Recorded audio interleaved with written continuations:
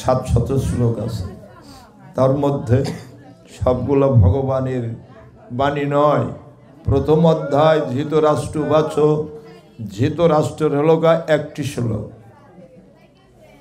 সঞ্জয়ের আছে 40টা শ্লোক, অর্জুনের আছে 85টা শ্লোক, আর ভগবান শ্রীকৃষ্ণের আছে 574টি শ্লোক। এই দিয়ে মোট 700 শ্লোকেই গীতাটা নির্মিত। তার মধ্যে 18টা অধ্যায়। তাই ভগবান শ্রীকৃষ্ণ অর্জুনকে এই 18 অধ্যায় গীতা মাত্র 40 মিনিট সময়ে ভগবান শ্রীকৃষ্ণ অর্জুনকে এই জ্ঞান উপদেশ দিয়েছিলেন। আর অর্জুন আজ সে 18 অধ্যায় গীতা 40 মিনিট সময়ের মধ্যে উনি অর্জন করে নিয়েছেন। তাই তার নাম হয়েছে অর্জুন। হরে কৃষ্ণ। তাই ভক্ত আপনারাও অর্জুন হতে পারেন। ভক্ত, অর্জুন মানেই ভক্ত, পার্থ মানেই ভক্ত। যারা এই ভগবানের গুণগান, ভগবানের কথা, ভজনের কথা, জ্ঞানের কথা যারা অর্জন করে নিতে পারেন তারাই অর্জুন। তাই এখানে সাধুগুরু বৈষ্ণবের বাধা। যেখানে হয় সাধুগুরু বৈষ্ণবের আগমন, সেইটাই হয় শ্রীধাম বৃন্দাবন।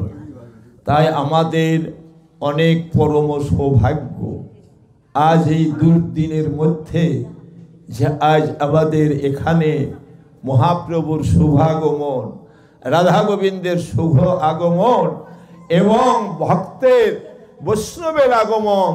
তাই আজ আমরা সবাই আনন্দিত, আজ আমরা সবাই ধন্যবাদ।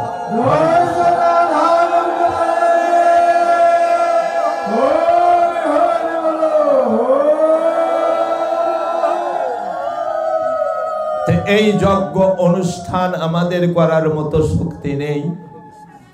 আমাদের এই গ্রামের যত সদস্যবৃন্দ আছেন সবাইকে ভগবানের চরণে আজ এই 32 প্রহর মহানাম যজ্ঞ সবাইকে তার চরণে আত্মসমর্পণ করে দিতে হবে। হে প্রভু, হে গোবিন্দ, আমরা কিছুই জানি না, ভজনবিহীন সাধন শূন্য, আমাদের কিছু নেই, অর্থ টাকা পয়সা এগুলো কিছুই না, সব তোমার কৃপা। শুধু অর্থ টাকা পয়সা থাকলেই এই সঙ্গ হয় না, গোবিন্দের কৃপা হয় না।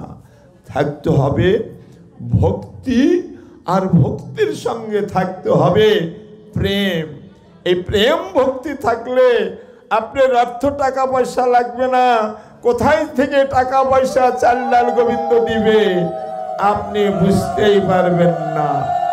যার যজ্ঞ, যার অনুষ্ঠান সেই করবে, আমাদের করার অধিকার নাই, আমরা উপলক্ষ মাত্র। হরে কৃষ্ণ। যাই হোক, এখন কোন অধ্যায় অধ্যয়ন করা হবে বলেন বাবাজি? কর্মযোগ, সেটা 3য় অধ্যায় কর্মযোগ। নাকি একটা ভক্ত যখন বলল